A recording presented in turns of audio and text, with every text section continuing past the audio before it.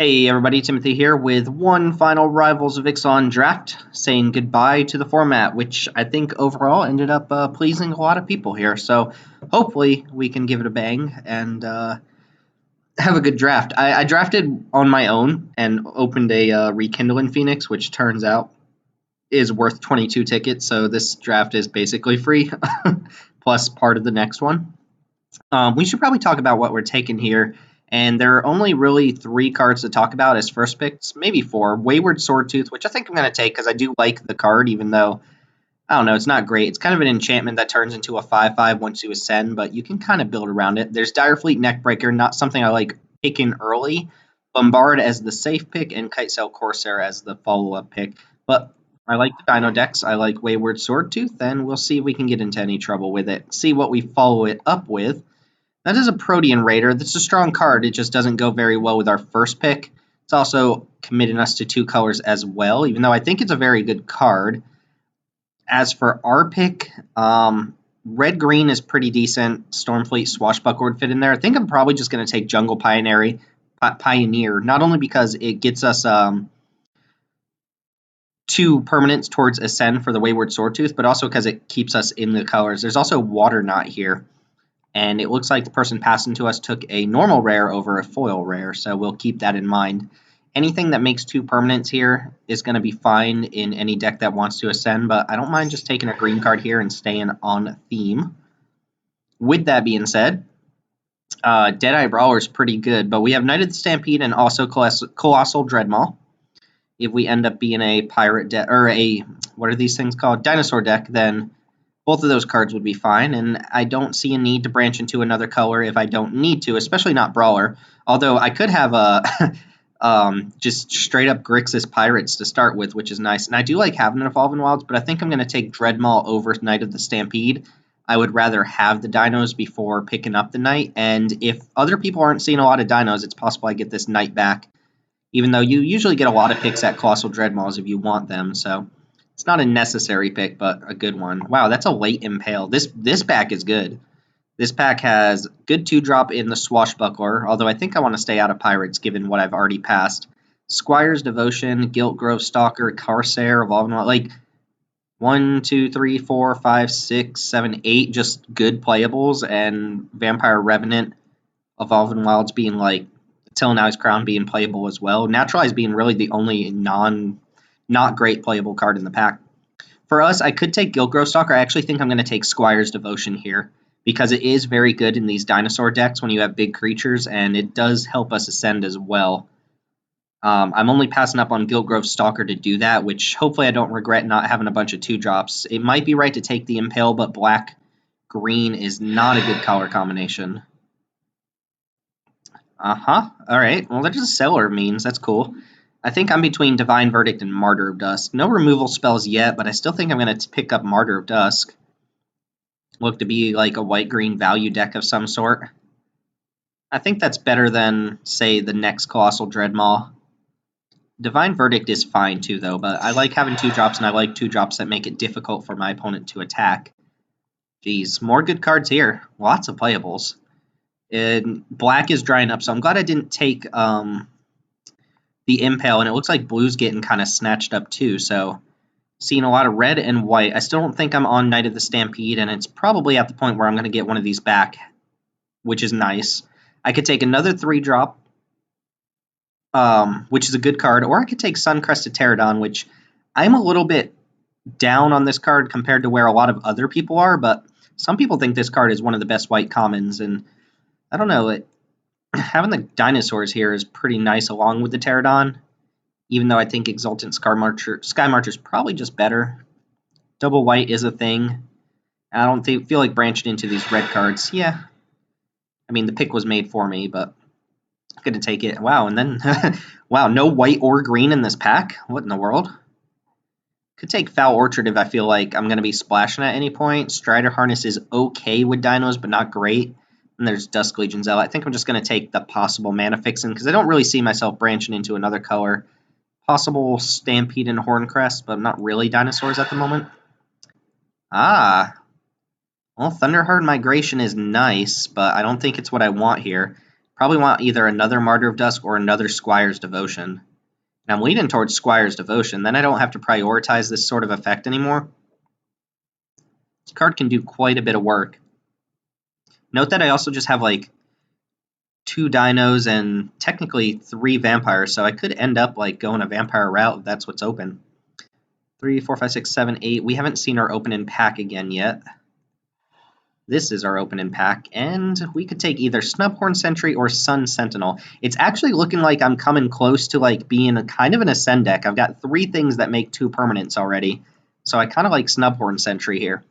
If I get any dinosaur payoffs, that'd be nice. Also worth noting that Forsaken Sanctuary matches our Foul Orchard in that if we end up white-green and we end up splashing black, then like these lands both help us. But I haven't seen anything worth splashing black for, and I'm not a huge fan of Sun Sentinel. So we'll take that and follow up with Sanguine Glorifier. This card is not embarrassing on its own, but having 3 other vampires, technically 4 if you count Squire's Devotions, does make this card a little bit better. I'm not taking anything else anyway, right?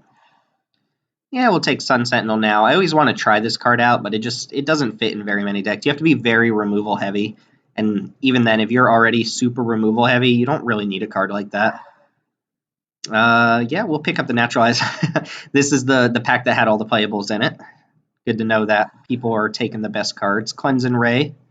And Recover is not a bad card. Perfectly splashable if we find a reason to need to splash that. But I like our start so far.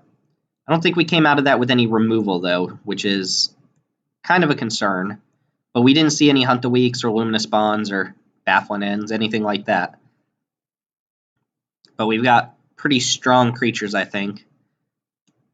Couple vampires here. Ravenous Chupacabra, you say?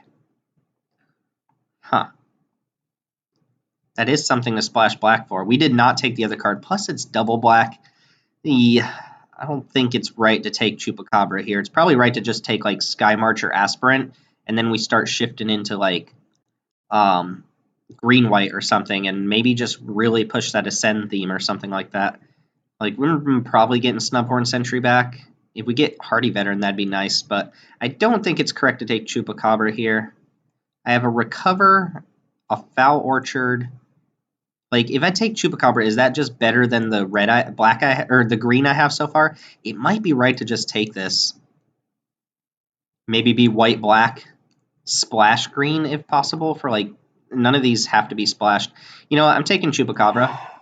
And if we just see a bunch of black, then that's what we're going to take. We know we're white, but I think this is just so much better upside than even if we end up with white-black having Recover already. I think it's just higher upside than taking Sky March or Aspirant. And on this note, I'm going to take Baffling End. This card does a lot of what we want to do already, which is put permanents on the board and find removal for our deck. If I get either of these 2 white cards back, I'll be happy, and Foul Orchard would not be bad here. Plus, Overgrown Armasaur is playable. Ooh, Arch of Araska is a nice one. I think this card's quite good, although I won't play it if I end up splashing a color, but who knows? Maybe the Chupacabra just doesn't make the cut. If I don't get splashing for green or I don't get a lot of black, then I'm not going to push the Chupacabra. Mausoleum Harpy is okay. I've never seen this card be fantastic. There's also Hunt the Week here. I really like Arch of Araska. I think it's a great card that you can put in pretty much any 2-color deck, but you can't put it in a 3-color deck. Do I just want Hunt the Week? Yeah, I probably just want Hunt the Week, right? And then say, whoops, drafted some black cards. I mean, we're still seeing pretty high card quality here. Siren Reaver, Voracious Vampire. The Arch is going to be good in our deck, too. Pretty good with Wayward Swordtooth. I'm going to take the Arch. Ooh, Pride of Conquerors. Plus Resplendent Griffin. Traveler's Amulet for the splash. Might get some of these Snubhorn Sentries and Hardy Veterans back. Alright, sorry. We're back out with the black. I will miss that Sky March or Aspirant, but I still think it's right to play black. The only thing is, following that up, we're not seeing like a lot of black that we want to take. But I like Pride of the Conquerors. Good way to end the game if you can go wide enough. Right now we have, what, 2 creatures that make 2 bodies? I guess we only have 1. But this is a good payoff for being a low curve deck that wants to build your board out. Do we want Legion Conquistador or do we want a Foul Orchard? We're not splashing a double black card, that's for sure, especially not if we'd rather play Arch of Orazca. So the question is, which of these do we want to play? Aggressive Urge would be fine too. Conquistador would be nice if we get another Conquistador, at least one or two more. Although Moment of Triumph's also pretty playable in these decks. I think I'm just going to spec on the Conquistador. Temple Altasaur. How good is that for us? It works with these other guys. Martyr of Dusk would be fine here. Temple Altasaur is just okay, right? Especially when you only have two other dinos. It's not like it does too much on its own. I guess it works with Snubhorn Sentry, makes it block forever. It's kind of an annoying card to play against. Is that better than just another Martyr of Dusk here, or Moment of Triumph? Or a Colossal Dreadmaw, but I'm leaning towards lower curve creatures, I think. And I'm tempted to just take the Altasaur, I think. Although, it's kind of a tough pick. Speculate on the Altasaur. Ooh, Siegehorn Ceratops. That card's very good with Temple Altasaur. Just means it never dies in combat, and if they ever ping it or anything, you get the counters on it. It might just not be that great overall of a card, but it is a card that functions as kind of a 2/2 unblockable creature. Not a lot of removal going on here, but if I'm going to be white-green, then sure, we'll take the Ceratops. And follow that up with Overgrown Armasaur over Sun Sentinel. Is that right? Armasaur, another dino for this Altasaur. Already have a Sun Sentinel. I'm not super into that card as it is. Ooh, we got the Aspirant back. Well, that makes me feel a little bit better about spending a pick on Chupacabra that we're probably not going to play. But we will play Aspirant, and we got Divine Verdict back. So white is flown in this direction. And I really love picking up that Divine Verdict. Sanguine Glorifier is probably okay here. Yeah, it's probably okay. Snubsy. And a Foul Orchard, again for fixin'. We could probably splash a mono black card, like Recover, pretty easily, but I don't think it's right to splash the double black card. Not without something like a bunch of Range and Raptors in this third pack. So pack 3, we're looking for pretty much just straight up removal, right? We've got a pretty solid deck so far, 19 playables. We have a Conquistador waiting in the wings for another Conquistador to show up.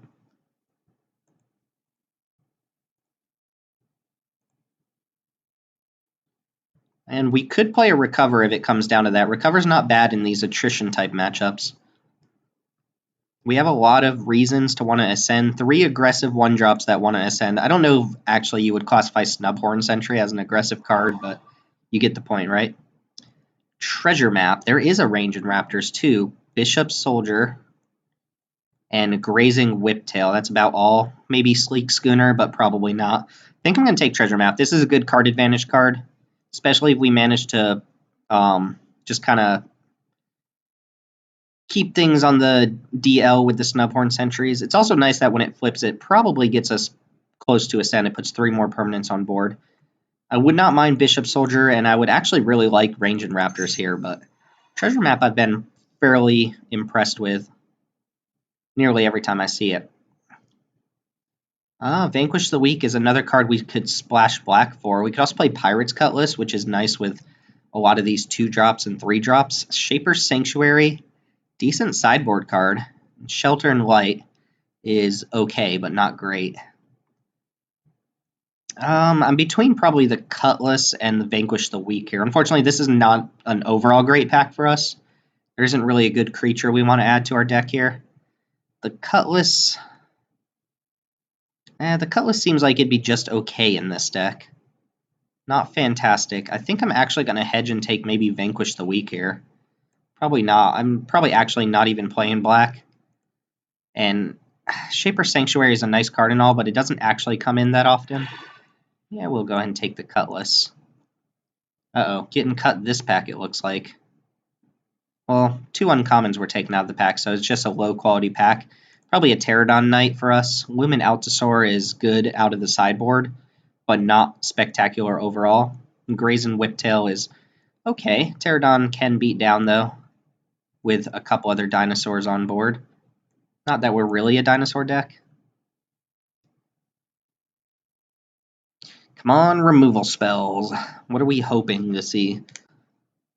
Just a bunch of pacifism type effects.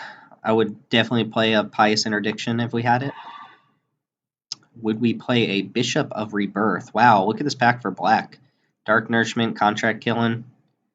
Bishop of Rebirth. When it attacks, it gets a 3-drop back from your graveyard. That actually seems pretty solid. We've got a lot of 3-drops that or 3 and less that we're willing to trade off pretty early. Other consideration is Bright Reprisal, which I like this card. It just shores up your defense against majority of creatures, although it's probably not that different from Divine Verdict. Your opponent can play around it if they sniff out Divine Verdict, and then I think most people forget that this isn't a card. That this is a card. It's an uncommon, and there's only one pack, so there's that. But follow that up, we have Glacial Fortress. Well, we have Pious Interdiction, Shining Altasaur, and Raptor Companion, and I think the Pious Interdiction is probably what I want, just because we need removal, right? I'm still kind of looking at the black and thinking, like, is a Chupacabra and a Recover still better than, say, these cards right here? I can always splash green for maybe these 2 or 3 or something like that.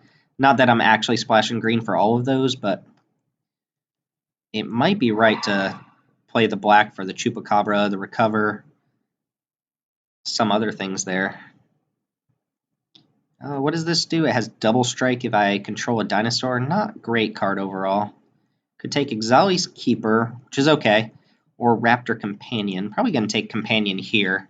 Another 2-drop that can trade off with some things is not the worst thing in the world. Doesn't play particularly well with Temple Altasaur, but it does up the count for Pterodon Knight. And I don't think Imperial Lancer is a card I want here, although it's good with Pirate's Cutlass. Good with Squire's Devotion, I suppose. Pride of the Conquerors. Maybe it's just fine. Can't be that good, though, right? I mean, not that Raptor Companion's that good, but here I'm taking Shining Aerosaur over Cobbled Wings, Dark Nourishment. Maybe I want Dark Nourishment. Maybe these black cards are just better than the green cards. It would add another removal spell to the deck. Like, what if I do this? I have majority mono white deck. Dark Nourishment has some bad matchups too, but I'm missing out on a 3/4 flyer, which is a way to close out a game. I'm still kind of back and forth on what I want to do with the black and green, but I'm going to take the safe pick. Skullduggery is good. Anointed Deacon, I think, would be fine in the deck, but not amazing, especially if I end up going the green route, which is looking probable, although Skullduggery does add to the black route. Here, I'll take a Deadeye Tormentor. Deadeye Tormentor works pretty nicely with Bishop of Rebirth. Sunrise Seeker is a fine card, but not great. Take Shelter in Sunlight. This can actually do some work. And Blight Keeper's kind of whatever. I really actually don't like Blight Keeper. Skittering Heartstopper. Ooh, Bright Reprisal coming back is nice. Queen's Base Soldier. Yeah, it looks like we're going black. I might actually go like Foul Orchard, and play not the double green cards, but maybe like Wayward Swordtooth. That might not even be worth splashing, to be honest. I don't think the what is it called? The Siegehorn Ceratops is really that good off a splash. Consider this guy for a moment. Probably not. We just cut a bunch of dinos from the deck. I mean, this works well with a number of cards in my deck, but on its own, it's just a miserably bad card.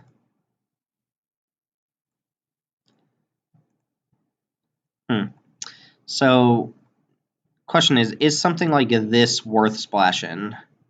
A Jungleborn Pioneer. It's good with a couple cards. I mean, we have a lot of Ascend cards here, including Pride of the Conquerors. Probably not, though, right? Do I have Treasure Makers? I have Treasure Map, but it's not really a reliable Treasure Maker. You know what? I think I'm actually going to go just like black-white, and I'll have to look back at the draft and see what I really passed up on to end up where I'm at. And I think just adding Chupacabra to my deck is probably better than having like these random green things, right? Temple Altasaur doesn't actually seem good, but it does seem like a card that's a good sideboard hedge against burn-based removal, right? Although we just took out most of our dinosaurs, so maybe not. Skitter and Heartstopper is fine. I'm not in love with this Imperial Lancer. Not really in love with the Queen's Base Soldier, but I guess it works with, Sanguine Glorifiers. This is going to be probably a 16 land deck. Pterodon Knight got a little bit worse cutting the green. And Sanguine Glorifier got a smidge bit better. And I mean, like, actually a smidge.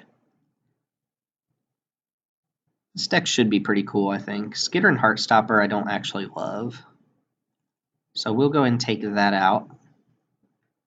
Skullduggery added a little bit to our deck as well. We missed up on a Dark Nourishment, but we did get a Shining Altus or Aerosaur in exchange for that, and I think that's just another good way to close out this game, or close out whatever game we're playing.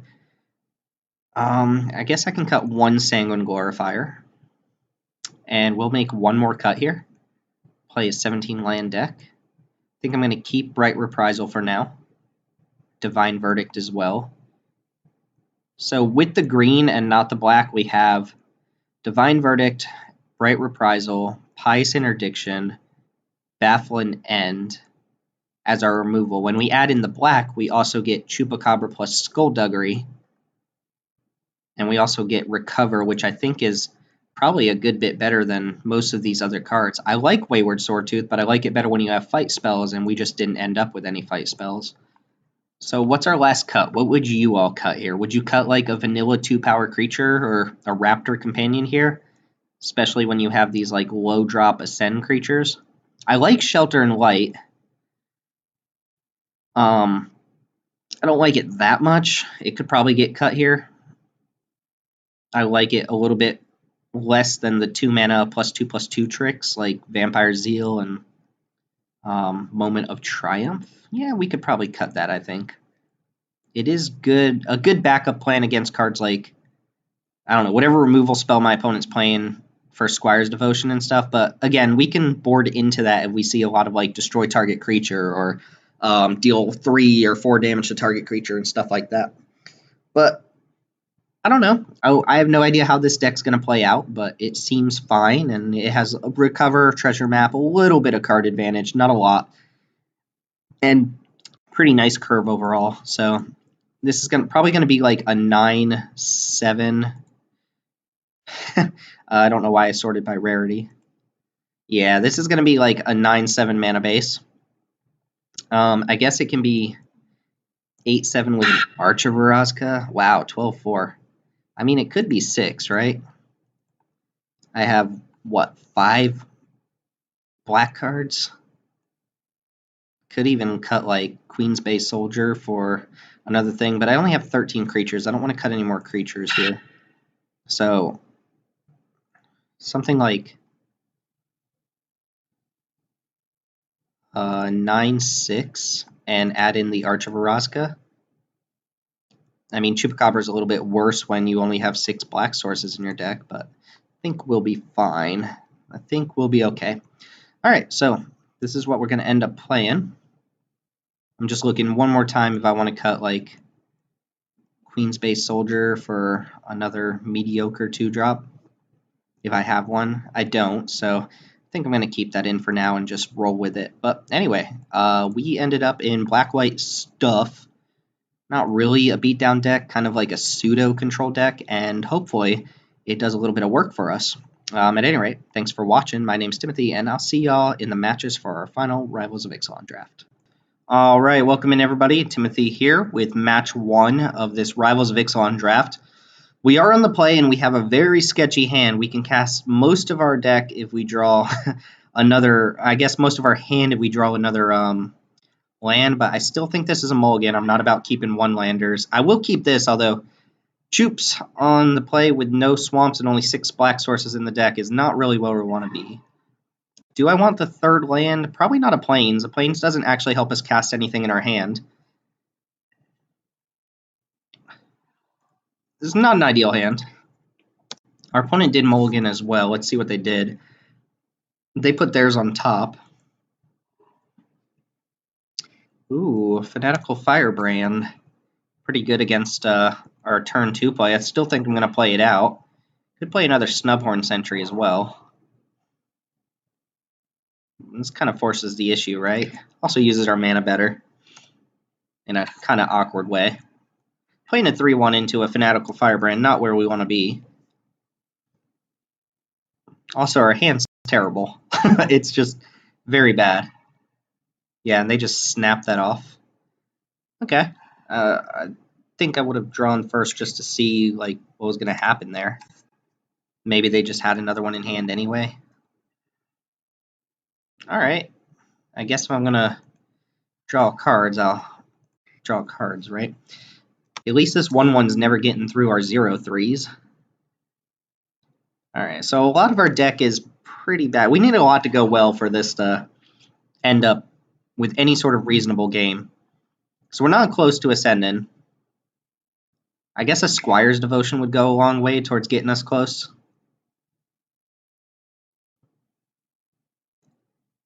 Any 3-power creature just brick walls us. Yeah, that's a good draw. I'll happily play that one. And pass the turn.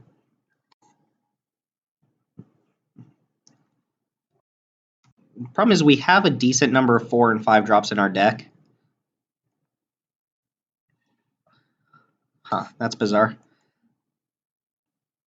Alright, opponent just tossing the Vanquish the Weak. Alright, I'd rather them use removal on all these cards now. They are controlling our board pretty well, but they're trading for all our 2s and 1s and stuff. So if we do get to our late game creatures, if we draw lands and 5 drops, then we might be fine. Wow, they recovered a Fanatical Firebrand. And of course, we're drawing more 1 toughness creatures. So I think what I'm going to do is just hold on to Sky Marcher Aspirant for now. And see if they'll blow Fanatical Firebrand on a vampire here. Captain Lannery Storm. Well, that's obnoxious because my opponent can just swing that into my creatures. I can't really block, can I? Alright, Baffling End off the top. Or Black Source, maybe? Please? Ooh, that's good. That gets us pretty close to where we need to be. I'm going to play out both my creatures now. So they want to use up a card from their hand to take out the Aspirant, then that's fine.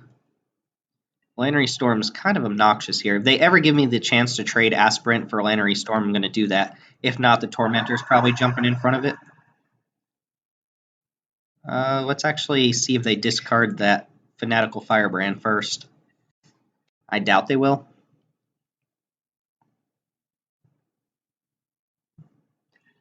Ah, they did. So maybe my Sky Marcher Aspirant gets to live. Maybe. I'm only 2 permanents away from Ascendant. A Squire's Devotion would do the trick. If Storm attacks, I'm blocking with Deadeye Tormentor. We don't know anything about the 4 cards in our opponent's hand. And anything besides a Plains would be a fine draw. I guess Arch of Araska is not that great when I'm planning on trading off a bunch of things here.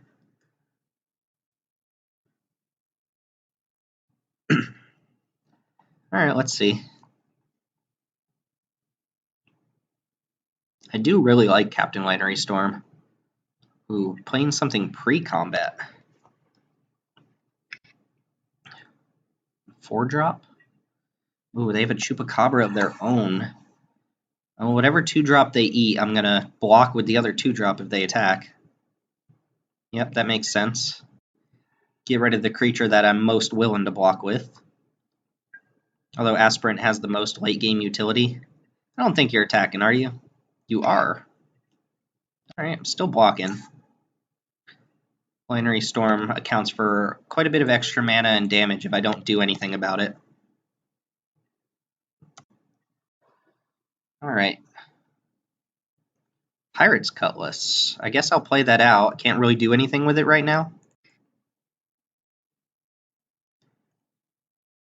But we'll play it and pass the turn. It's actually not even terrible here.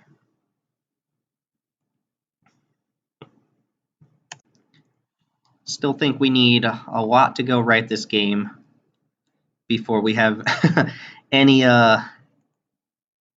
inclination of winning. Opponent's deck's pretty good against ours too. Double Fanatical Firebrand when we have a deck full of like 1 toughness creatures. They also have a Chupacabra anyway, right? Alright, so they recovered Captain Lannery Storm. Decent. It gets to free roll an attack here. I don't know why Chupacabra is attacking. That just lets me attack with my Vampire token. Unless they actually have like Skullduggery or something. Alright, Pride of the Conqueror is not too great here, but I can at least equip the Vampire and then equip the Snubhorn Sentry and block Lannery Storm. Is that the plan?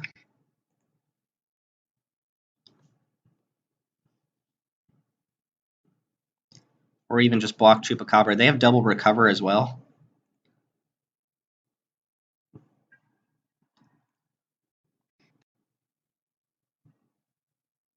Pride of the Conqueror is not going to be great this game, I don't think.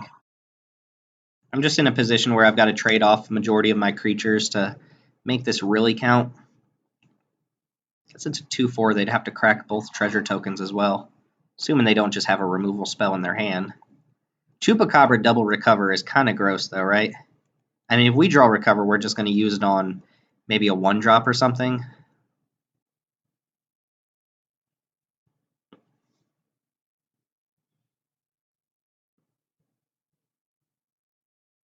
Alright, what you got, opponent? Mausoleum Harpy. Well, we're going to need removal for that. What is this? Oh. Okay. Yeah, whenever a creature dies, whenever a creature you control dies, if you have the City's Blessing, put a +1/+1 counter on it. Alright, I think I'll block. I mean, if you use both your treasure, have nothing else, I'm facing down a 4/4 flyer, which is good. Not gonna lie. So sack both the treasure, and hopefully they don't have a spell to cast. They made white mana. Let's see if that's relevant or not. No. Alright, 4/4 flyer. Gotta deal with that. Swamp? Bright Reprisal. That will deal with it at some point, right? As of right now, I'm going to, I think, equip. And I could attack. If they block with the Mausoleum Harpy, I can trade Pride of the Conquerors for it. I mean, now a land would be great because of Bright Reprisal. They could also not block. If they block, I go Pride of the Conquerors to save this thing. I think I'm just going to not block here. Or not attack at all. And the Mausoleum Harpy beatdown starts now, but we might be okay. Especially when we draw a land, we can sit behind our 2 triggers here. Uh-oh, something pre-combat's not good. Kill my Vampire. Border.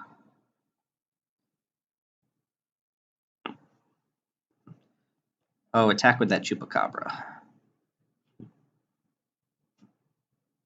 I think I will block in Pride of the Conquerors if they... Nah, just the Harpy. Alright, that makes sense. So most of my draws are good here, except for 5 drops. That's fine. So now the goal is to Bright Reprisal the Harpy, put the Vampire in front of the 3/3. Opponent on 2 cards still. Not much that saves them from Bright Reprisal here. I guess they could have a million more recovers. Uh-oh. Contract killing on that thing. Yeah, I can't do anything about it. Chupacabra could easily get us back in this, right? Oh, no, no, no, no, no, no, no!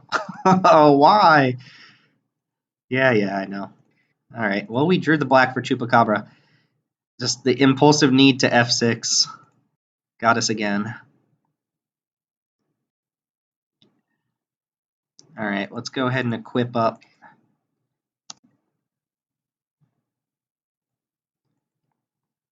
I can block here. I'm going to take another 3.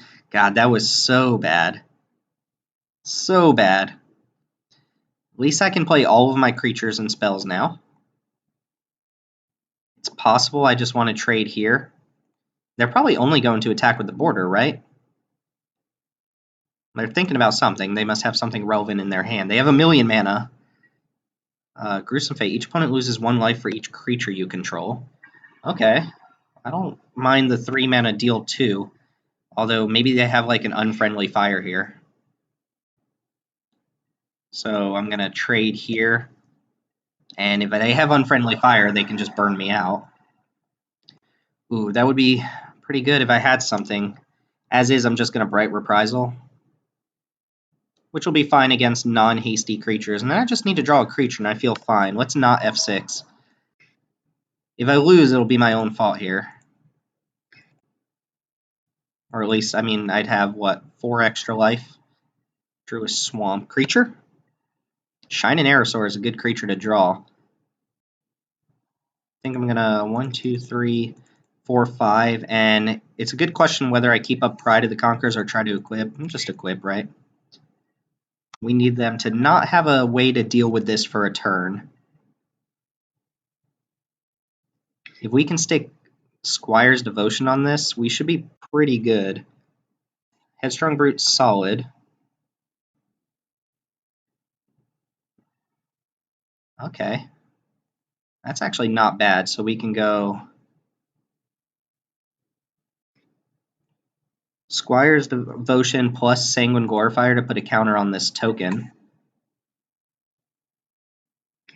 Again, still not interested in holding up Pride of the Conquerors. If they can't kill this Aerosaur, I am going to go up to 10 life this turn. Recover would be an amazing top deck here. Alright, what you got, opponent? Nice. And then Pride of the Conquerors actually wins me the game next turn if they don't kill me or deal with my things. If they attack with Headstrong Brew, I am for sure blocking. Don't want to get blown out by like Sure Strike plus Bravado or something stupid like that. It does have Menace as well.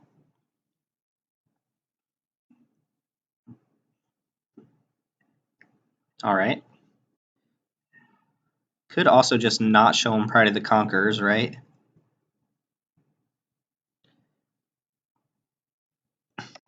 That Gruesome Fate was kind of weird. They trade. I mean, they have to block everything, right? Maybe we can get one more trick out of them. Since we're going to cast this anyway. Block. I don't see any real reason not to cast this Pride. Oh, I just win. Okay. Well, I wasn't going to win that turn. I don't have to show him Pride now, though, which is good. Oh, right. The Headstrong Brute can't block. Relevant. All right, so what did we see? We saw a bunch of ways to deal with 1 toughness creatures. Martyr of Dusk is still fine, but these two look a little bit worse. These cards are all fine. Squire's Devotion's still good. Cleanse and Ray, not good. And I don't want to bring in too many like big creatures on account of their Ravenous Chupacabra, but Shelter and Light does look decent here.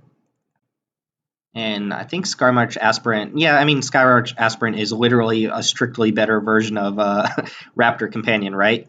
Heartstopper could also be a thing. Mausoleum Harpy is the only real threat we saw. Although I don't have a lot of black mana, so having the 1 mana black card doesn't seem that great. Yeah, let's go ahead and just run it like that. Cut a 1 toughness creature for a way to protect ourselves from, I don't know, Contract Killing and Chupacabra. You could keep whatchamacallit in mind. Ooh, I like this hand a lot. This hand is good. Probably going to get hit by a firebrand here. Shaboom. Don't worry, I got Skullduggery. I also have Snubhorn Sentry to just kind of sit around for a while. Alright, so at this point, to make this hand work out the way it should, I just need to draw lands. It's not perfect. More creatures would be good, so I guess I need lands and creatures, right? It's not an ideal hand. Stormfleet Swashbuckler. Treasure Map, I think I'm going to go ahead and tap out for that. That lets me hold up Skullduggery plus Treasure Map next turn, and it's possible I want to use that on my upkeep, but I don't think I do. My opponent does get to attack into me this turn, and I can't actually block Stormfleet Swashbuckler if they attack, because they'll probably use Firebrand to get rid of it. That attack's a lot worse, I think. Now I'm actually happy blocking here. Maybe I shouldn't block at all in case that I lose my creature. I can't Skullduggery anymore. But I don't think they're going to want to use a removal spell on Snubhorn Sentry, right? Now I just pass, having missed land. That's fine, but I'm going to scry on the opponent's turn. Probably should have scried on my upkeep.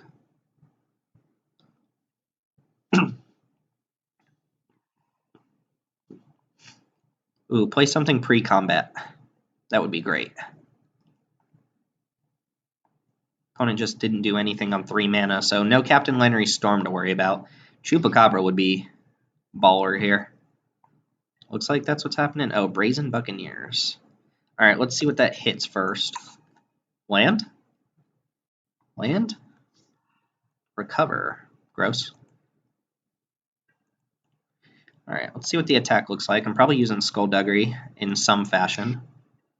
So I could probably just kill Swashbuckler here, right? Trade Skullduggery for Swashbuckler. I guess I can do this first. Just leave lands on top. Could leave a 2-drop on top. It's not the worst. Oh no, I just want to draw lands, so it might actually be the worst. Alright, block here. And let's go ahead and Skullduggery. +1, -1. I take 4. I'm going to fall behind if I don't draw lands, right? Squire's Devotion would go a long way here. Drawing lands towards Pious Interdiction would be good. Can even Pride of the Conquerors here. Do I want to play Pirate's Cutlass? Take 3. Do I want to put Squire's Devotion on a Sentry? That's really bad if they have removal spell. I think I probably just want to play Cutlass and pass. I can't recover anything. Might be worth holding up Pride of the Conquerors and just treasure mapping. Alright, well, we'll take whatever hit comes our way. Probably getting hit for minimum 3 this coming up turn.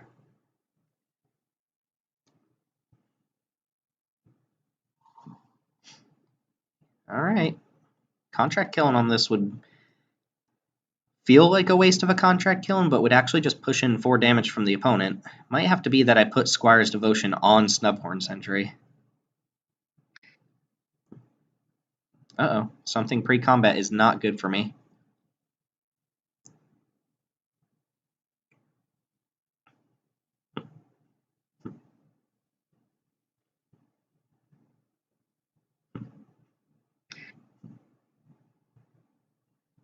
Choop.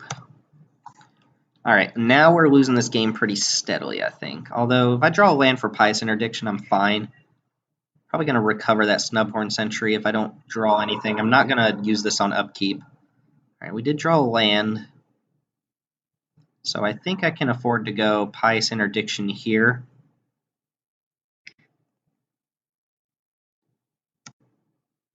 And then next turn, maybe go recover Snubhorn Sentry, play it. Take a little bit more damage in the meantime. There's not a lot I can do about that, though. So I need my opponent to break on, like, meaty creatures here.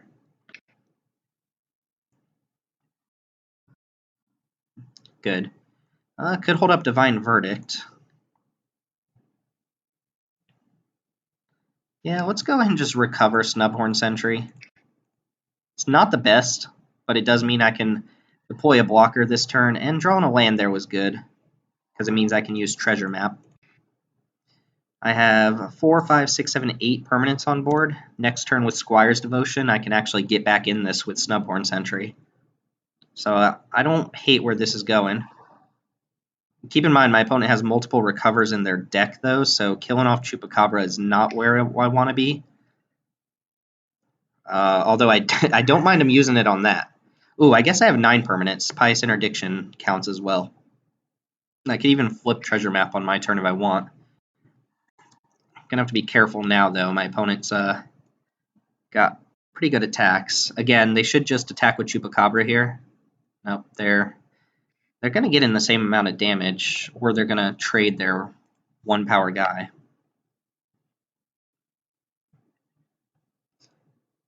All right, careful not to F6 here. Let's see what we've got. Sanguine Glorifier. How good is that? Probably not casting it for a while, so I'm gonna put it on the bottom. And we're gonna just say okay. Alright, so this should ascend me, right? Let's think about our turn real quick. We're gonna have 6 mana. This is gonna ascend. I can equip Pirate's Cutlass for 2, and then hold back Divine Verdict for Stormfleet Swashbuckler. I think that's fine. I don't want to go Squire's Devotion yet. If they don't attack for some reason, then I get to be fancy with my Treasure Map.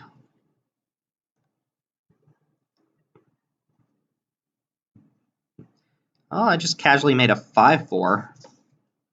Contract Killing right now is the only card I've seen from them that can get through this. Stormfleet does trade. Uh-oh, looks like they have the Contract Killing, though.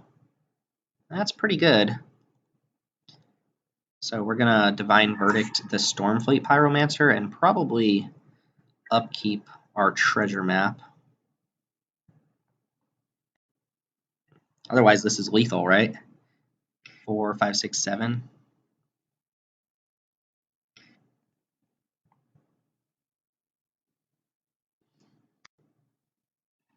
I am going down to 4 here.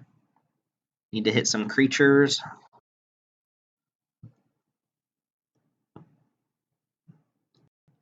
Any creature, really? Uh-oh, that's not good. My opponent having another creature is not good. They recovered the Swashbuckler. They're going to replay it. All right, now I'm in pretty bad shape.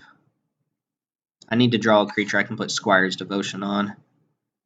So we're going to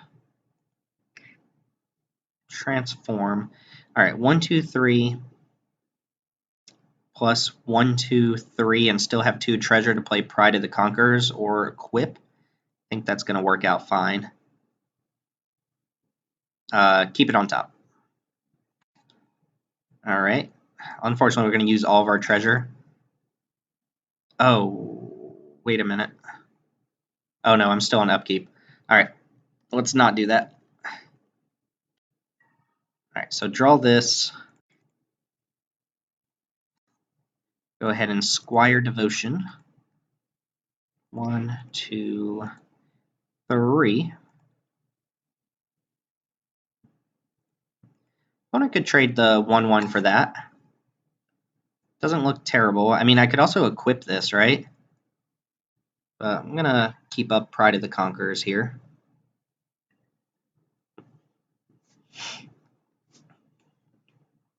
I'm hoping they just snap off Fanatical Firebrand on that vampire.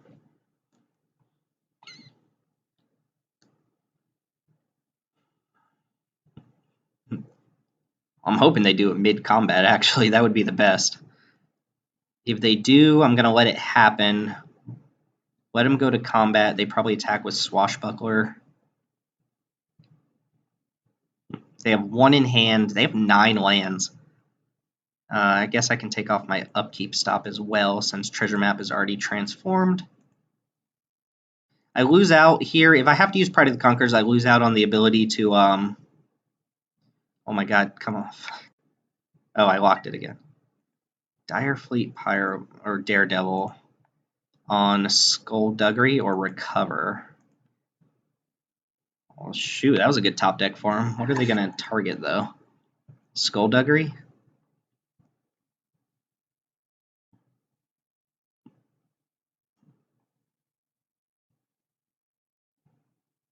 I assume. Give a +1 to Stormfleet Swashbuckler? I mean, they could recover. No, they can't recover because they don't have anything to target. Divine Verdict. Ooh, is it this until end of turn? Exile target instant sorcery card from you may cast that card this turn. Oh. What did they target? Recover? Oh, Skullduggery. Ooh, if they had targeted Divine Verdict there, whoo-hoo, that would have been bad. Alright, probably attack first. Oh, please snap off the Skullduggery now.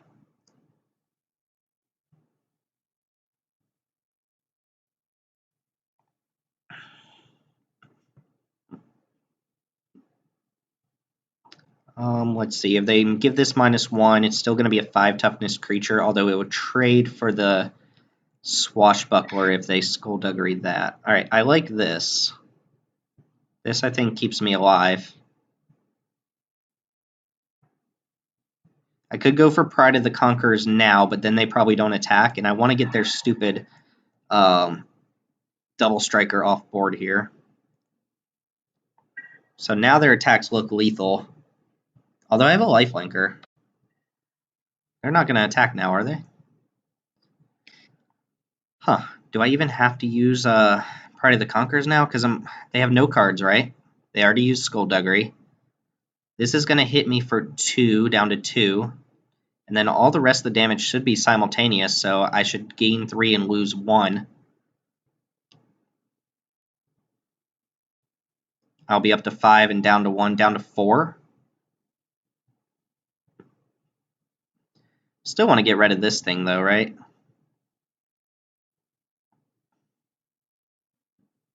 It's probably right to just block the Swashbuckler and trade Pride of the Conquerors for that. And that way I'll gain 5 life as well.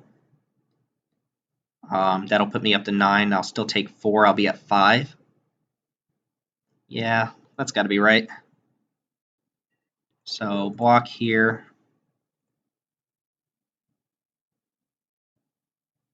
And cast Pride of the Conquerors.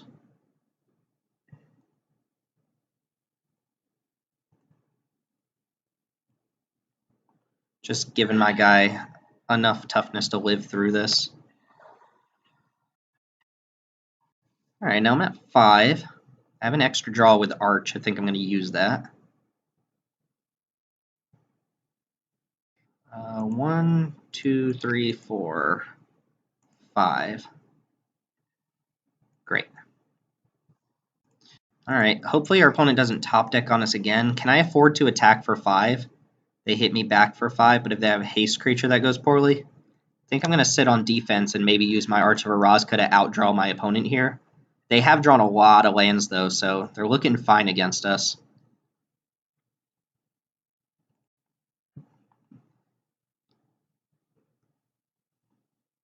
They played very weirdly with the Skullduggery. I guess they have Gruesome Fate in their deck as well, which would not actually win them the game here.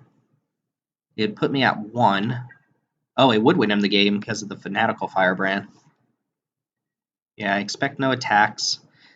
So I need to get a hit in this before they draw whatchamacallit, and they thought there for a second. 1, 2, 3, 4, 5. Anything? Aspirants? Sure. So I think now is a good time for me to attack for 5. Put myself out of range of Gruesome Fate. I guess I could play Skymarch Aspirant and try to equip. They can shoot it off, but they're only hitting me back for 4.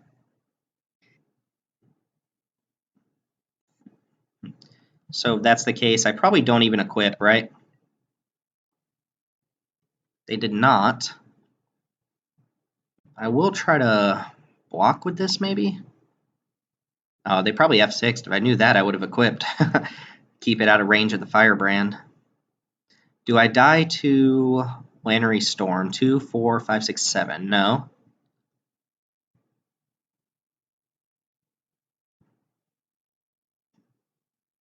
Another Squire's Devotion would work.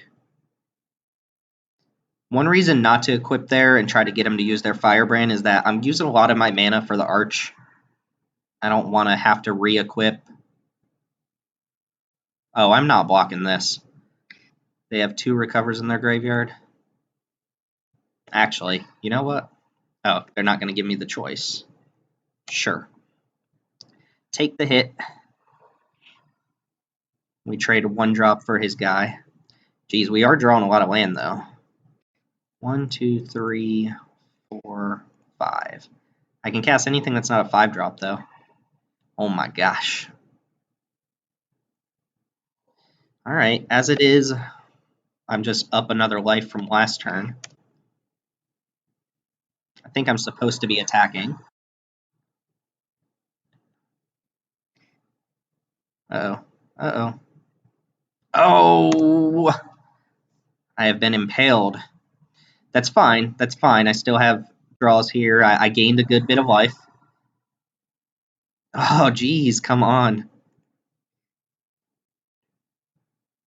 4, 5. Come on, Chupacabra. 1 time. Ooh, Bishop of Rebirth. All right, that could definitely do some work here. Need my opponent to not have an answer to it, though. Bishop of Rebirth getting back. Exultant Sky Marcher seems very strong, but we got to get through this turn, too.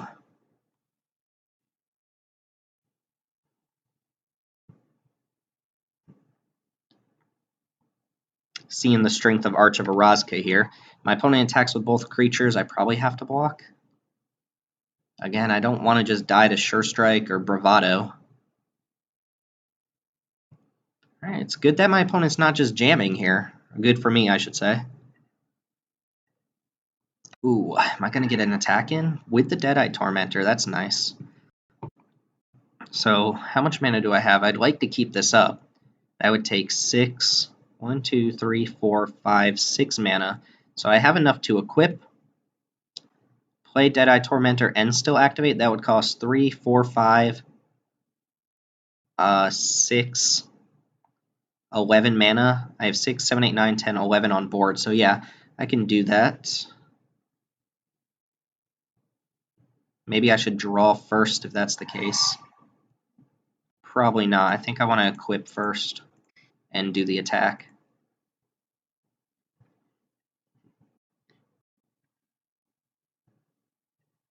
Vigilance is fantastic on this guy. All right, go ahead and get back. It's got to just be the flyer, right?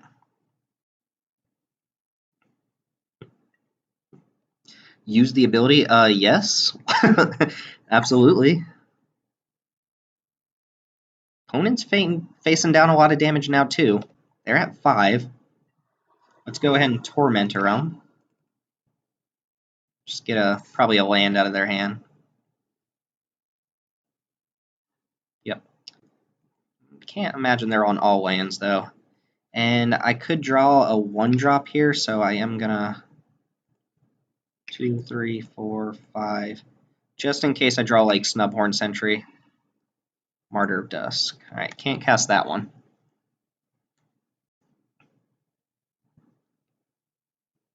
Still don't have lethal on the opponent yet. Still a little worried. They've got some weird cards in their deck that we should be worried about, but I don't know. I got that hidden. They took the flyer out with something. Mutiny. Ah, so they've been sitting on Mutiny for a while now. Just didn't have the opportunity to play it. They're out of cards. I get to just bring that back. Oh my gosh. Alright, so draw from the Arch.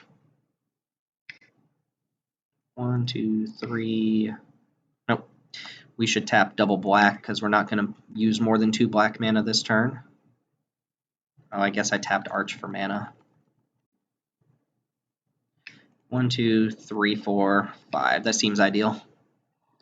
Sheltering Light. Very good draw.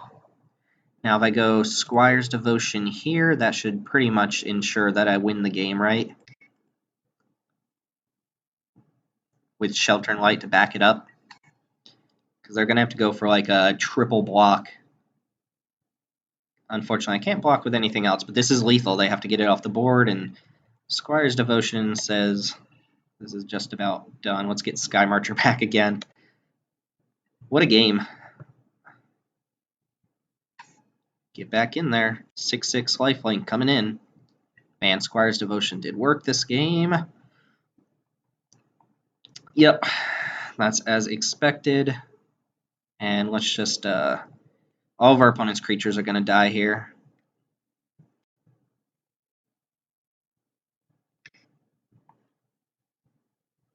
Not even going to play the Martyr. I will keep that on top.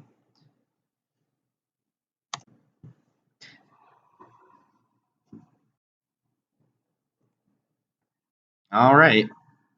I don't think there's anything that gets my opponent out of this situation. Starve Extinction, I guess, would do it. That'd be pretty insane. Wow. Okay, so our Arch of Araska dug us out of that hole. Ooh. Our deck is sketchy. Our opponent actually, look at their card quality. It's pretty good. Impale, Contract, Kill, and Chupacabra, Dire Fleet, Daredevil, a couple other removal spells and creatures. But Gruesome Fate, why was that in there? I don't know. Anyway, I'll see y'all for match 2.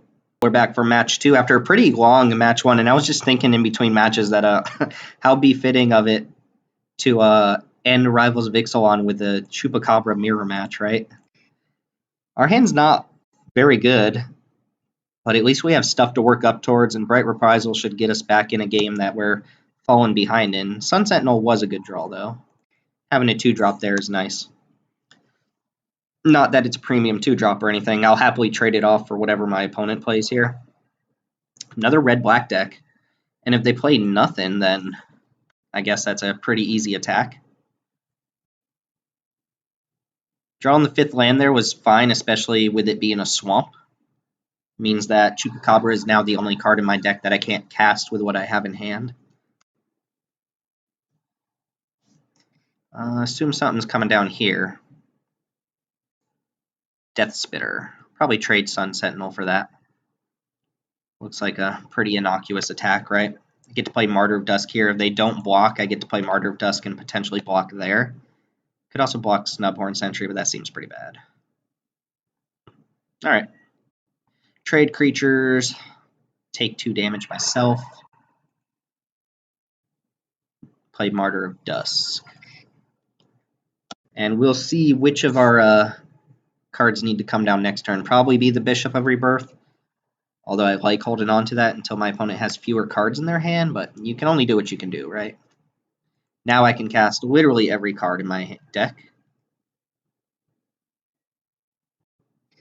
Please use a removal spell. No reason for my opponent to do that, but would be nice.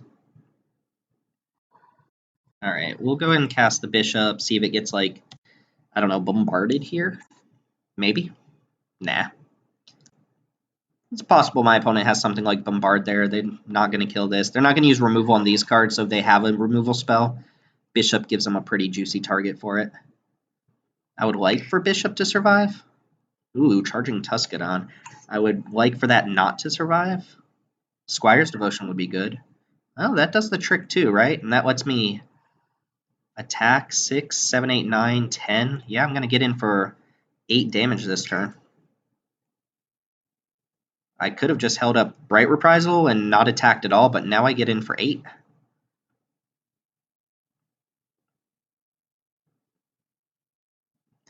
Saying that because this will ascend. Surprise, it's a 3/3. Kind of like this card. They're fun to train, if you like stubborn, aggressive, and fiercely territorial. I feel like my opponent's typing something to me here. Maybe not. Charging Tuscadon is a beating. The old red-black Dino deck.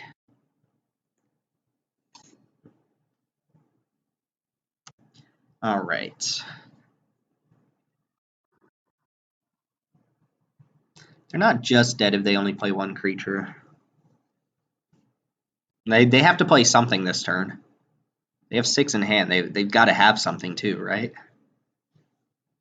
Multiple blockers would be good. Yep, 5 lands off the top. Alright. Sorry to hear that. So, what did we see? 1 card? We saw 2 dinosaurs. That was it. Not enough that I actually... I mean, my opponent's red-black. Shelter and Light is probably going to be pretty good against them. So, I think I'm just going to keep things as is until we know a little bit more. We curved out on the opponent. They didn't draw very much, so that's just how games go sometimes.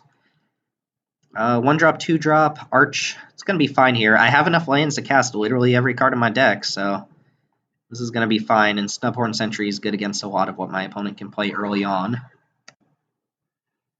Alright, don't want to draw any more of those. Those are bad. Lands are the enemy now. There's a problem with keeping a 5-land deck in a 5-land hand in a format like this, or in a deck like this. I am winning now, though. I would not have minded some of these. Here, I think I'm going to play Sun Sentinel. If my opponent does nothing, I can at least attack into Dusk Legion Zealot, whereas I'm not really willing to attack Martyr of Dusk into it. At this point, with just 4 more lands in hand, I'd like to draw literally anything that's not land. Anything I can add to the board would be good. Like, that's fine. I'm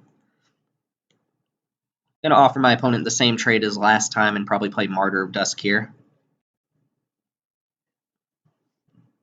They do not block this time. Alright, well, I don't think they're going to want to attack into a Martyr of Dusk, hence why I'm playing that one. But if they do attack, I'll block with Martyr of Dusk. We have no protection against big creatures this time, so if a Tuscadon comes down, or a whatever it's called, Charging Tuscadon, is that the name? If that comes down, we're in a little bit of trouble. Mutiny, have my 2/2 kill my 2/2. That's fine. I'm okay with them using that on a 2-power creature, or a little creature. It's what they follow up with that I'm kind of questioning here. Why get Sun Sentinel out of the way? I assume that means you want to attack this turn, but... Ooh, Dinosaur Hunter matches up well against Snubhorn Sentry. No attack? Gross. Alright, so we'll play that. Do I attack with Martyr of Dusk? Probably not. It's holding my opponent's creatures off pretty nicely here. Alright, so 3 lands in hand is not where we want to be. Cards I would like to draw include Bright Reprisal. I guess Squire's Devotion's not that great at this moment. Any Flyer's good. Bishop of Rebirth would be good. Opponent's not attacking either. Ooh, Treasure Map is good, though.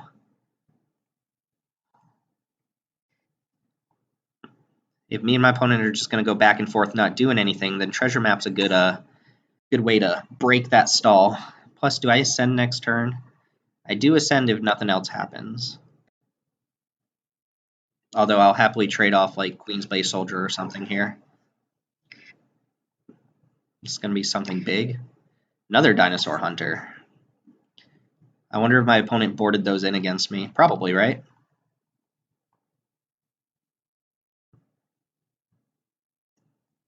Alright, let's go and start scrying it up. Any lands to the bottom, spells to the top. This seems doable here. So now I go Arch and Ascend, and I can just keep passing and drawing off the Arch, hopefully. I'd rather draw than scry at this moment. I'll keep Skullduggery up as a backup for now, in case something really wonky happens. I guess Skullduggery is not really that great here, but it's okay. Ooh, end of turn, Vona's Hunger. Make me sack a creature? Why not? Oh, make me sack 2 creatures. That's pretty sick.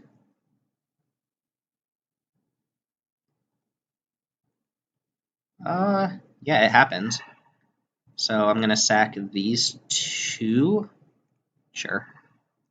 Get my 1/1. Bonus Hunger is strong.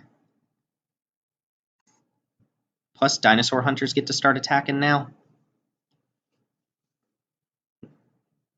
Looks like I'm going to have to use Skullduggery this turn. Ooh, shoot the vampire now.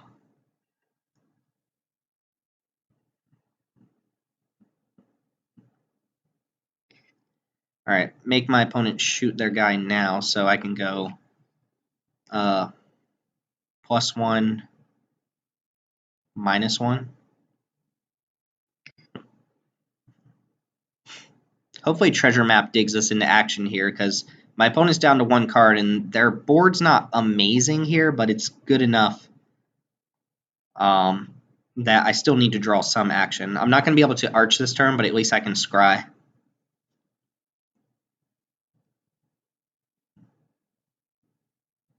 Opponent deciding whether to use the Fanatical Firebrand here, I think. If they let it resolve, I'm going to block Snubhorn here. Nah, they're fine with me. I'm going to take 6 this turn.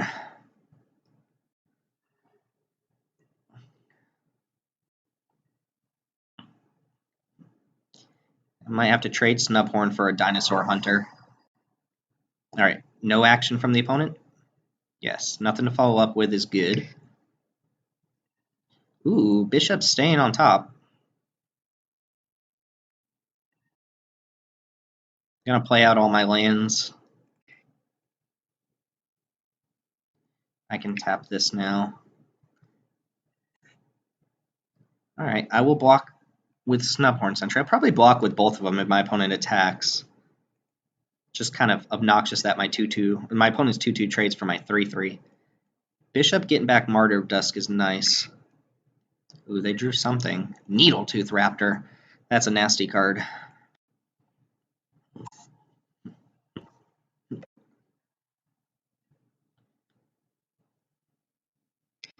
Alright, we need a flyer of some sort here.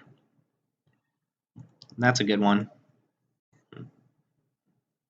Alright, now I'm drawing 1,000,000 cards per turn. I think I can just draw now, right?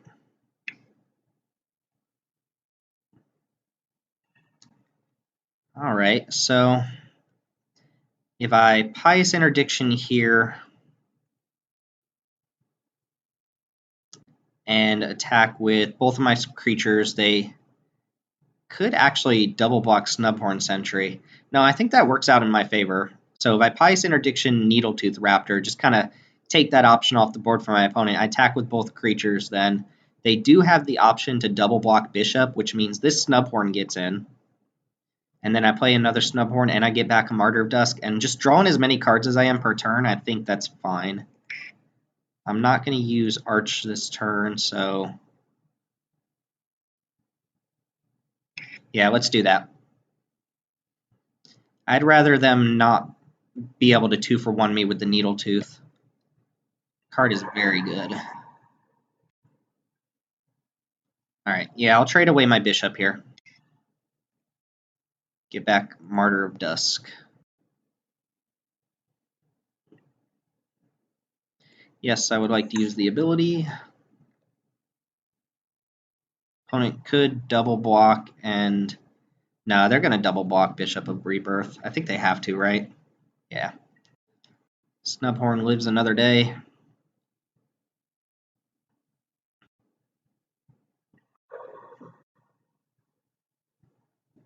I mean, I trade Bishop for a Dinosaur Hunter, but I think this is okay.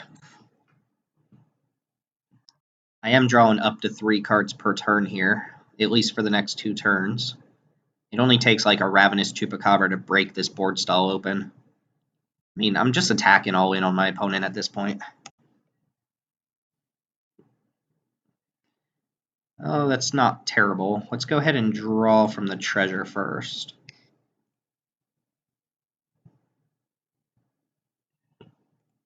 Let's go ahead and draw from the arch. 1, 2, 3, 4, 5. All right. Probably holding off a turn before I cast that, right? I don't want to use the treasure token to play that when I'm pretty far ahead of my opponent. So my opponent could block Dinosaur Hunter on a Snubhorn, Dusk Legion Zealot on Martyr of Dusk. That leaves me with 4 power on board to my opponent's 1 card and nothing on board. I think that's all okay. This is going in my favor. Like I said, I'm drawing one more turn of drawing 3 cards per turn, plus Bright Reprisal if anything really problematic gets out there. I think I'm going to win this game. Pretty sure. Probably shouldn't have played my land yet, but whatever. Alright, now we can draw 1, 2, 3, 4, 5. Attempting to play Sky Marcher this turn. Baffling End is a card. So put my opponent down to 7, and I'm actually going to play Raptor Companion. Reason is that's lethal next turn. If my opponent plays something that I can Baffle and End, I get to just attack for lethal. If I play the Sky Marcher, which is a better card there, and then they play something I can Baffle and End, I give them another turn to live. Alright, didn't matter. I guess it did matter. So, opponent just gave me the match there. Did we win 2-0? Did we 2-0 that opponent? I'm not sure if we 2-0'd that opponent or not. I guess we probably did. But anyway, see y'all in the finals. Oh, we're back for match 3. I was thinking at the end of that last game whether my opponent just played 1 and done, but no, we did actually play 2 against them. We just had such a quick game 1. It was the one where they played Charge and Tuscadon and then conceded. We're up against Unclessid Pat. I don't know. We're up against this guy. Nice to meet you. And we get to go 2-drop, 3-drop, 4-drop, hopefully. Sky Marcher into Sanguine Glorifier is pretty good. Also gives my opponent the illusion that I'm playing vampires. 3 black decks in a row. Let's see if they're red-black. Goodbye, Rivals. The format full of black decks. Chupacabra, one of the defining cards of this format. Apparently enough so that this gets a recognition in Masters 25. But I guess so do a couple other cards. Well, 2 is nice here. Wonder if my opponent's missing a color. Not that one. Alright, so 4th land would be fine. 4th land would be great. Ooh, white-black versus white-black. Possibly just drew the plains off the top. Ah, the Conquistador. How many Conquistadors are you going to get? That's the question. Ooh, only 1 more? I wonder if they have another one in their hand or they're only playing 2.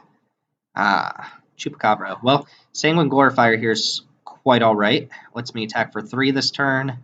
And I could jam Sun Sentinel in there. I think I will. It does the same thing on defense that it does on attacks. Granted, my opponent can't actually attack me back with Conquistador. But I'd like to slim down my opponent's board if possible, and whatever, Sun Sentinel is not going to do anything anyway if it's not attacking into a 2-2.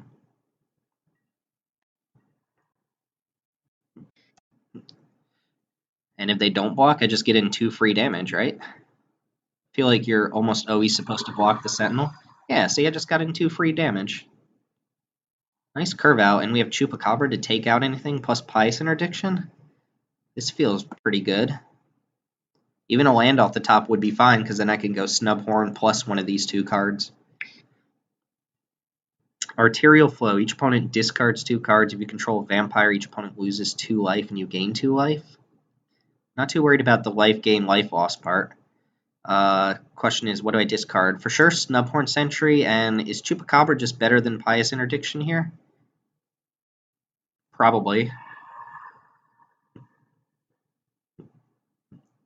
Well, if that's the case, I'm probably going to Chupacabra this thing. Let's see what we draw first. Sky March Aspirant. So we're on 7-8 permanents.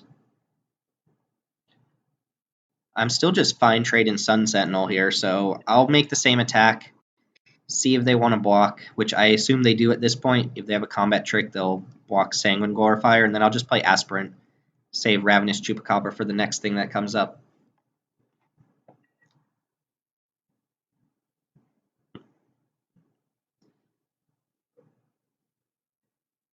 Just take it? You have to slash a Talons or something? Alright. If I draw a land next turn, I can actually ascend. Pretty sure I can kill my opponent next turn. I mean, they've got to play something a little better than a Conquistador, I think. But we'll see. Arterial Flow is a card I actually like a little bit. I know people are a little bit divided on this, but I think it does enough as a 3-mana spell that you're fine with it. Alright, so Conquistador is coming down. Now I'm hoping for a land so I can just get in for 5 in the air and one of my other creatures gets in.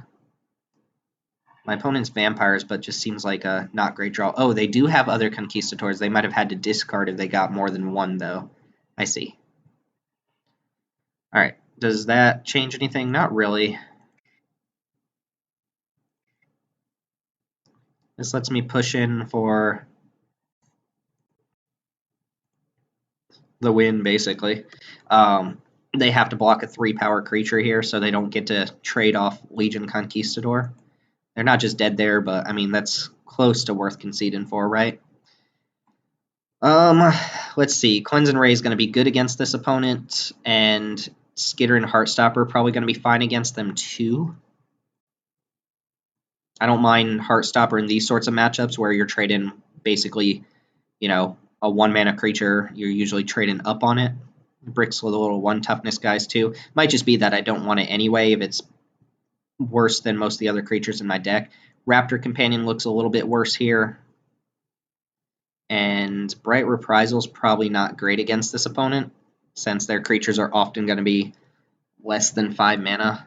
It is good if they go flyer into like Squire's Devotion, which is what happens in these vampire decks quite often. I think I'm going to cut Bright Reprisal. I'm not going to cut another creature, I know that.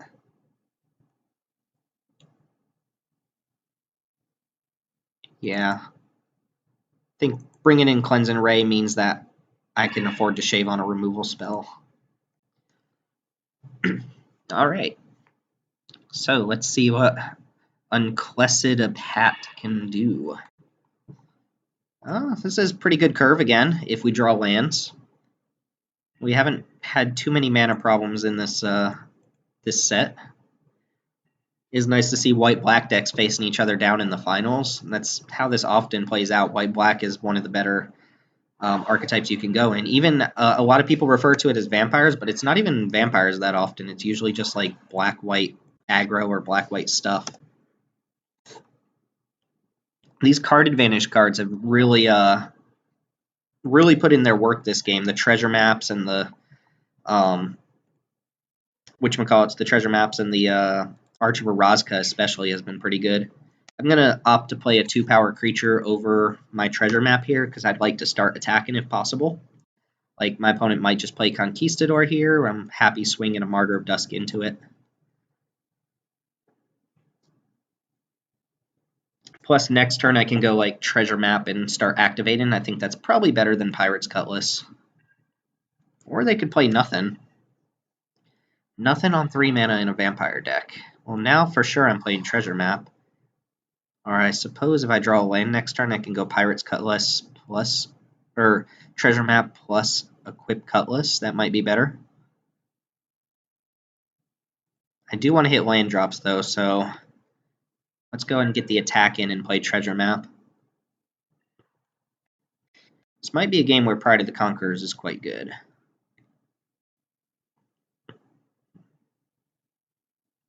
You know what? It's probably still just better to play the Pirate's Cutlass. If my opponent didn't have anything on 3, you know, they might get stuck here. I might be able to Pirate's Cutlass something up and just start jamming. It's not very likely. I do want to hit land drops, so treasure map helps that, but Sky Marcher for the full amount.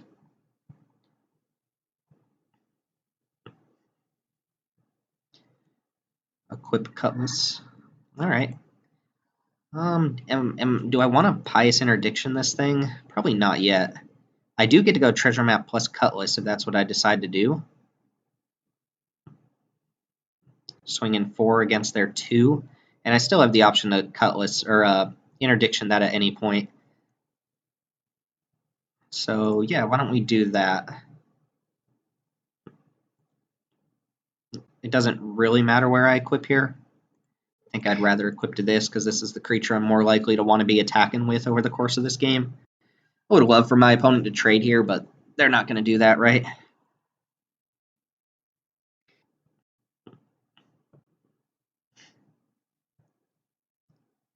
We're going to be up to 8 permanents. Next turn, if I draw a land, I can go land plus permanent and ascend. Ooh, they are trading?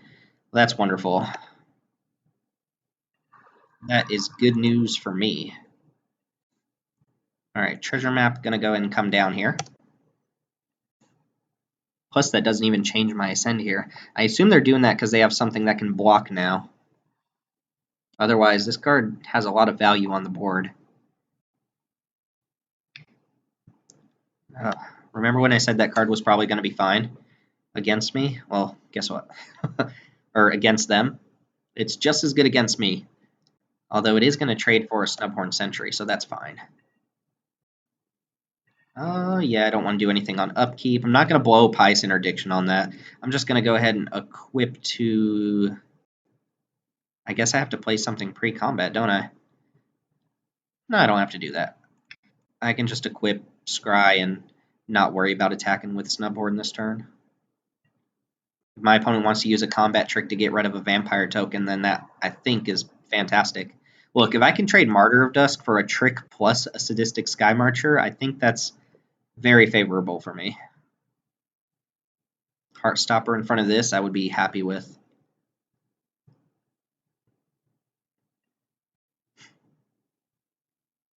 Gotta give it Death Touch for this to matter. Ooh, Moment of Triumph. That's not Death Touch. Again, they're trading a Moment of Triumph for a Vampire token. That's okay with me.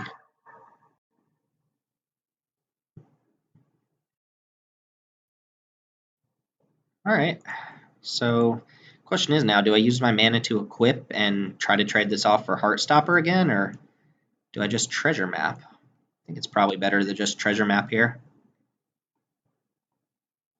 See what the opponent can muster up. I have Pious Interdiction to start dealing with some stuff if I need to. Bishop of Rebirth should be pretty good against my opponent. What I don't want him to draw here is a Conquistador, because then they're just going to start 2-2, 2-2, 2-2, right? But our hand interacts pretty well against theirs. Yeah, no attack. They can attack pretty freely there. They have 3 cards in hand. None of them are super relevant. Maybe a bunch of combat tricks.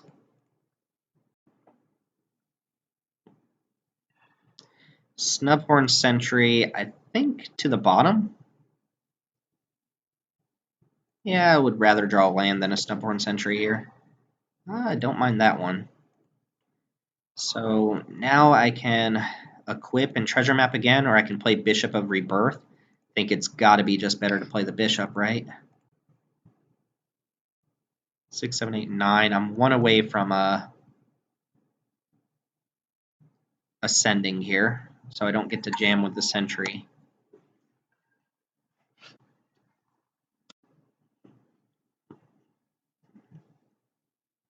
Now the real question is, would I be willing to trade Bishop of Rebirth for a Heartstopper if it means getting back a Martyr of Dusk?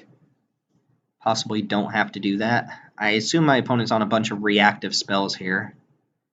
Combat tricks, removal spells, things of that nature. They almost did something there and then chose not to. Oh, raid trigger?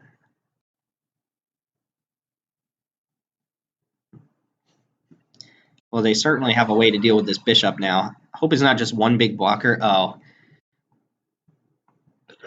Yeah, okay. So, they could have the thing that untaps their creature. I'd be okay with that.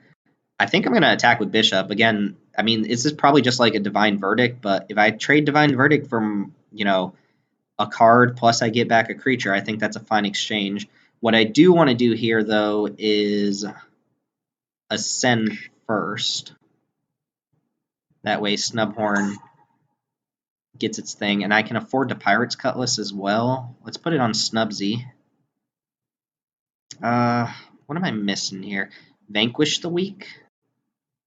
I guess I can try to draw that out, but they're going to Vanquish the Weak this anyway, so I might as well put it on the creature that they're less likely to kill this turn and get in more damage.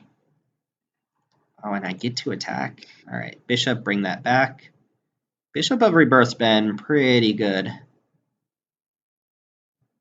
I assume I'm getting Divine Verdicted. Oh, Settle the Wreckage. Huh. Well, that's a little obnoxious. I still get my Martyr of Dusk back. And I get a bunch of lands.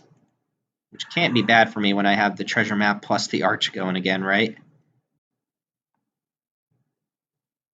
Not bad. If we go to game 3, I'll have to remember that as well. Settle the Wreckage, not a card I play around until I've seen it. But a good card, right? So now we get to start digging with Arch of Orazca. Trade off one of these things for the Heartstopper. Still have pretty good interaction. Not worried about that card very much. At least not right now. And Sanguine Glorifier to put a counter on it. Nice. Chupacabra not great against a Danto Vanguard. Ooh, Squire's Devotion, is that something I want right now? It's good with Pride of the Conquerors. It's not too great overall. Let's see, I can get this up to a 4 toughness creature with Pirate's Cutlass plus Squire's Devotion. I think I'm just going to keep it on top. We're back in that situation where I can afford to kind of just draw spells that aren't doing anything right away because I have so much card advantage going on now, which is not something you say of white-black decks very often. I'm not very scared of this Vanguard at the moment, especially not having Squire's Devotion. So I think I want to go ahead and just equip Queensbay Soldier and put Cutlass on it.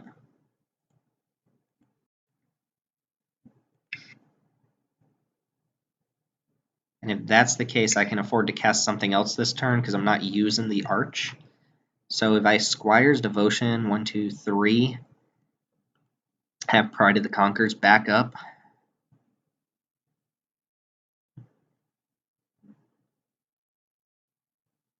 Make a 5-4. The problem with that plan is that I get in a pretty big hit this turn, but Heartstopper can stop it next turn. I think that's fine. They might just block with like Vanguard and activate or something along those lines.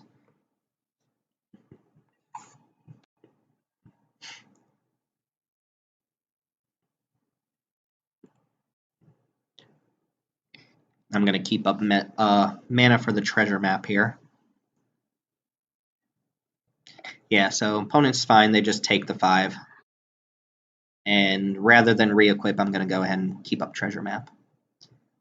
Think we're doing pretty good here, especially that my hand is still just like very good in this situation.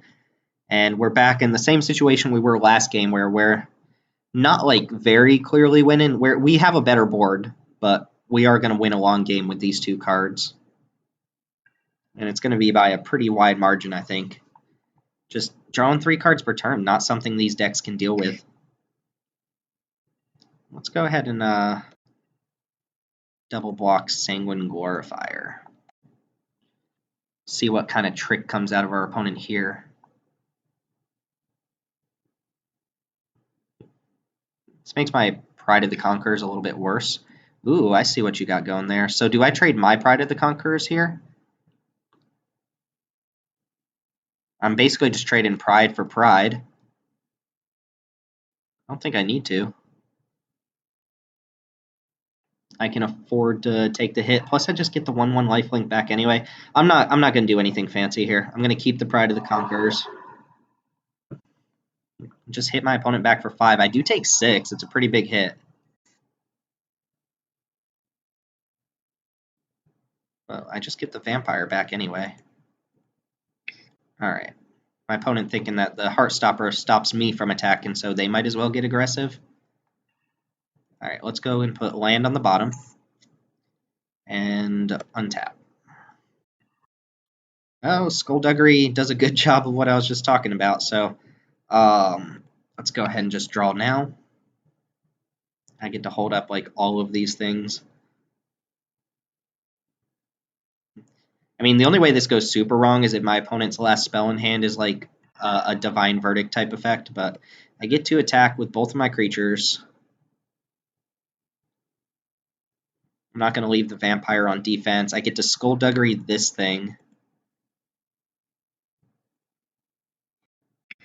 Even play Sun Sentinel here.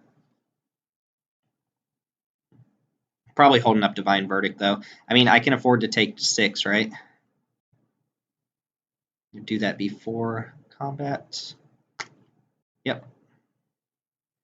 Blocks are fine.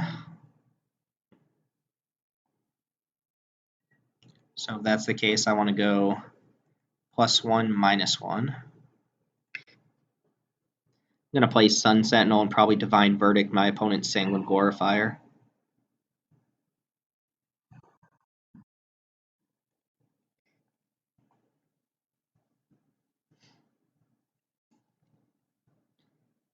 And opponent might be getting to the point where they can't really attack anymore. I think we're winning this game. We're at 29. Oh, walk the plank. That's pretty good.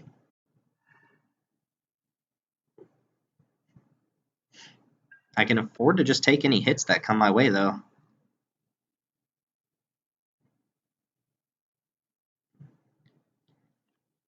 No attacks. That makes sense. Not going to blow a treasure to draw here, I don't think. These are fine as well. Let's go ahead and draw off the treasure map, or treasure cove. All right. Probably Pious Interdiction this thing, equip Cutlass, and just start attacking. I don't really want to Pious Interdiction that thing. Yeah, if I put Cutlass here, they either have to pay 4 or trade with Sanguine Glorifier.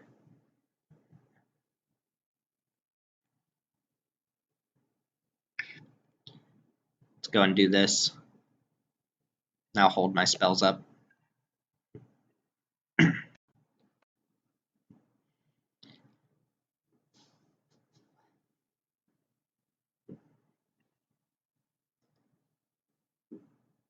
They also still have 15 life. They can afford to take a hit here, which they're doing.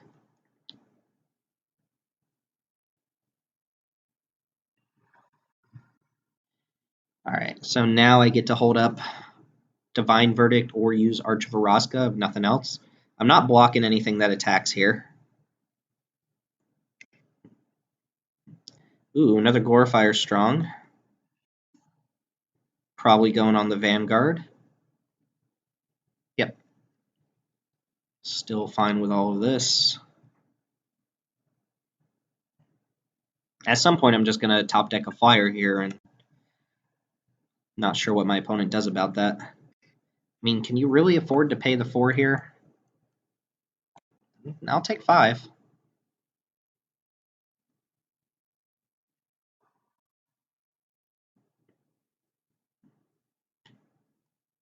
Opponent not even bluffing anything off their mana. They just tapped all their white and none of their black.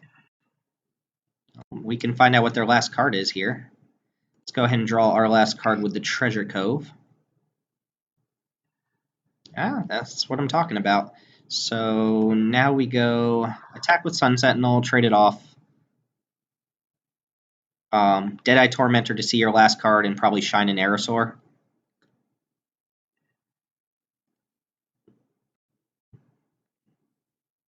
And then Aerosaur should wrap this up in about 2 turns with the Pride of the Conquerors. At any point, if things start to look dicey, I can Pious Interdiction here. Double block. That doesn't really change my mind. I could trade Pride of the Conquerors for both their guys here. I'm not going to do that, though. Alright, let's see what your last card is. I'm not using Arch this turn, so I can tap it pretty freely.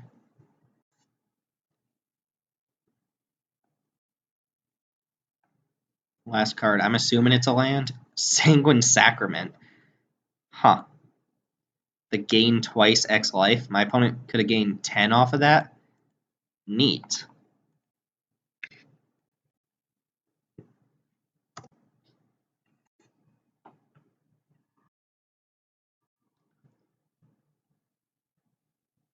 All right, and we take away we finish up Rivals of Ixalan with a 3-0, which is nice. I think overall we ended up with 8 trophies in this season. Got a bunch of these extra packs I'm going to get rid of. I mean, Ixalan packs don't do anything for me, so I might just try and do another Ixalan draft or see if I can go infinite, right?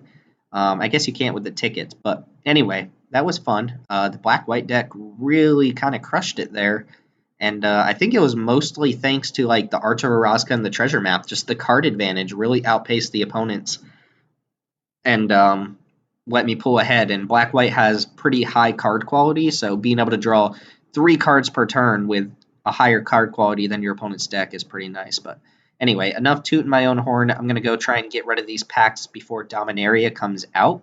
I hope you guys have enjoyed Rivals of Ixalan and all of the drafts, and I hope this goodbye draft was fun for you guys to watch. I am very much looking forward to Dominaria, and we'll be sharing that with you as soon as it comes out. So look for that in about a week or so. I might not release a video that Friday. I might release it over the weekend because that Friday I'll be doing pre-releases, and you know it might be like Monday or Tuesday. The video for Dominaria will be later than my normal video unless it comes out earlier than I think it does. But at any rate, enough with Rivals of Ixalan. We're done with Dinos and Pirates. Thanks for joining me, all of y'all. My name's Timothy. We're here with Mana Rocks, and I'll see you next time.